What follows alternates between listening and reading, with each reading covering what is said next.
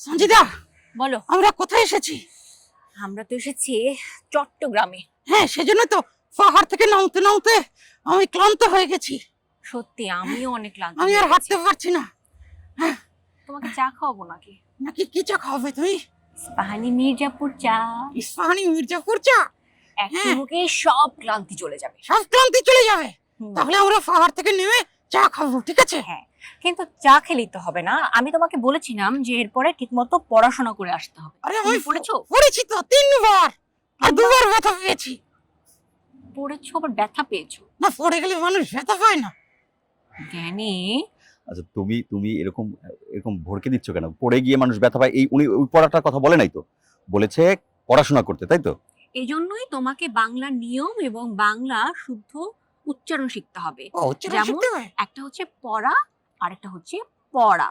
তুমি সে পড়তেই পারো, তুমি পড়তে আর পারো না। ও, তাই তো বলি আমার ব্যথা লাগে কেন। তোমাকে আজ আমাদের বিচারকদের কাছে নিয়ে যেতে হবে, যাতে করে তুমি আমাদের মেধাবী শিক্ষার্থীদের মতো দুটো ভালো উচ্চারণ আর ভালো বানান শিখতে পারো। কিন্তু আমি তো সবসময় ভালো উচ্চারণ করি। হ্যাঁ, এই যে সুন্দর করে উচ্চারণ করেছি, কিং কর্তব্য বিমূঢ়। বিমূঢ়। হ্যাঁ, দেখেছো? চলো তাহলে, অনুষ্ঠান শুরু হয়ে যাচ্ছে, আমরা তাড়াতাড়ি চলে যাই, না হলে ওরা আমাদের জন্য অপেক্ষা করে থাকবে, তাই না? হ্যাঁ, আর এই যে পাহাড় বেয়ে নামতেও তো আমাদের অনেকটা সময় লাগবে। হ্যাঁ, চলো। সঞ্জিতা, আমরা আসলে এরপরে কোথায় যাচ্ছি? এরপরে আমরা যাব রংপুরে। রংপুরে? হ্যাঁ, আমরা রংপুরে যাব, তুমি যাবা? হ্যাঁ, অবশ্যই যাবো। হ্যাঁ, এভাবে করে তো আমরা অনেক জায়গায় ঘুরবো, কত মজা হবে, কত মানুষের সাথে পরিচয় হবে, তাই না ঠিক বলো? আছে, হ্যাঁ বন্ধুরা, রংপুরে দেখা হবে। বিদায়।